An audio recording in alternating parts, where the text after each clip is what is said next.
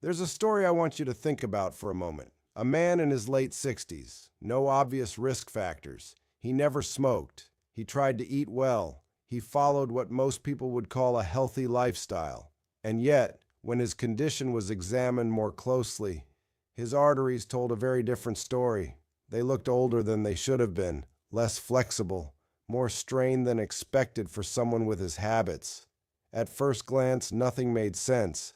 It wasn't his weight. It wasn't his routine. It wasn't something obvious. So we started looking deeper, and what we found was surprisingly simple. It wasn't what he was eating. It was how he was handling his food after it was already cooked. Something most people never think about. Something that happens in kitchens every single day. Reheating. Now here's what makes this important. After the age of 60, your body still works remarkably well, but it works differently. Your systems are still strong, but they are more sensitive. Things your body handled easily at 30 or 40 may now require more effort to process. Your liver works a bit slower. Your cells take longer to repair small damage. Your blood vessels are not as flexible as they once were. And your ability to neutralize certain compounds is not as efficient. This doesn't make you weak. It just means the margin for error becomes smaller.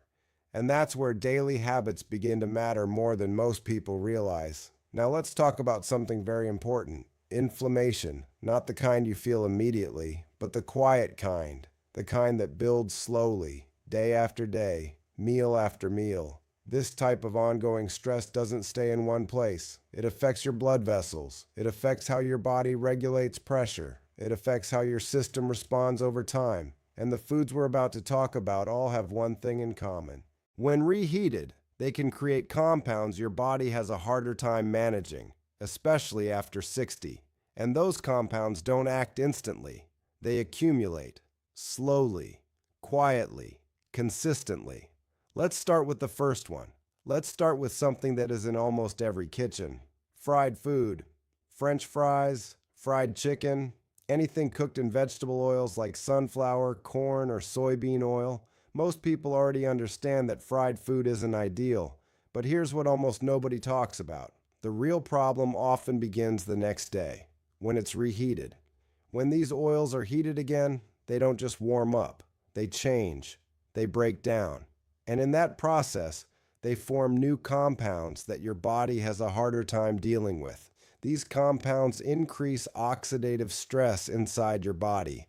And oxidative stress is one of the main drivers behind damage to your blood vessels. Over time, this affects how flexible your arteries are. It affects how smoothly blood flows. And it makes it harder for your body to maintain stable pressure. Now, here's what makes this especially important after 60. Your body is still capable of handling stress, but it recovers more slowly, which means repeated exposure matters more. One time is not the issue, but repeated patterns are. Now let's move to something that surprises almost everyone. Leafy greens, spinach, kale, Swiss chard. These are often considered some of the healthiest foods you can eat, and they are, when handled correctly. But the issue begins after cooking. When these foods sit, especially outside the refrigerator, their natural compounds begin to change, and when they are reheated, those changes continue. This can create substances that are harder for your body to process, and over time, this may contribute to internal imbalance, especially in systems that rely on stable circulation. Now here's the important part. You don't need to avoid these foods, you just need to change how you use them, eat them fresh, or eat them cold later, but avoid reheating them. Now let's move to something even more common, rice. It feels completely safe, simple, neutral, easy. But rice behaves differently than most people expect.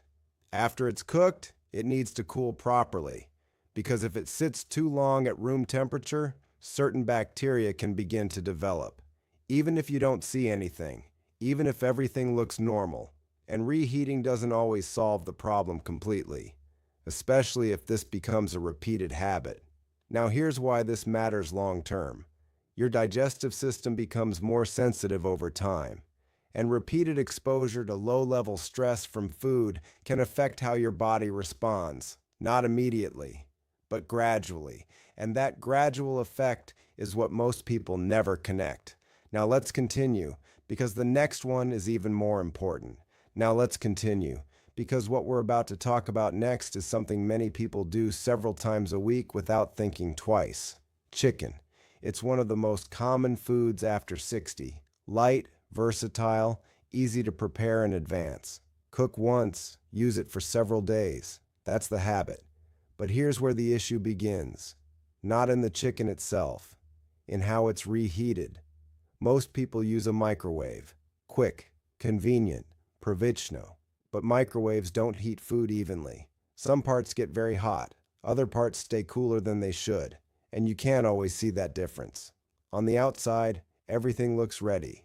Inside, it may not be. Now here's why that matters. Uneven heating creates conditions where certain bacteria may survive. Not enough to cause an obvious reaction every time, but enough to create repeated low-level stress on your system. And here's the part most people don't realize. It's not about one meal. It's about repetition. Your body responds each time. Small reactions, small responses. But over time, those responses don't fully settle. And that creates a background level of strain, especially in systems connected to circulation. So what can you do? Very simple. If you reheat chicken, do it more evenly, or eat it cold, or prepare smaller portions. Again, not elimination, just adjustment. Now let's move to something that seems completely harmless. Potatoes. Potatoes are one of the most misunderstood foods in everyday life. They feel simple, neutral, comfortable. But what happens to them after cooking is where things change. When potatoes are cooked and then cooled, their structure shifts. They form something beneficial, a type of starch that supports slower digestion, which is a good thing. But when you reheat them, that structure changes again, and now your body processes them much faster. This can lead to sharper fluctuations in blood sugar. And those fluctuations matter more than most people think, because they create stress inside your system. They affect how your body regulates energy. And over time, they influence how your blood vessels respond. Now combine that with repeated reheating, and you get a pattern, not a single event, a pattern. And that pattern is what creates long-term impact. So what's the better approach? Simple. Eat them fresh, or eat them cold, but avoid repeated reheating cycles. Now let's step back for a moment, because this is where everything connects. We've talked about individual foods, but the real issue is not any single one. It's what happens when these habits repeat, day after day, week after week, month after month. This creates something very specific inside the body, a constant low-level internal stress. Not enough to feel immediately, not enough to trigger a clear signal, but enough to slowly affect how your system functions. And this is where many people get confused because they say, I feel fine. And that's exactly the point.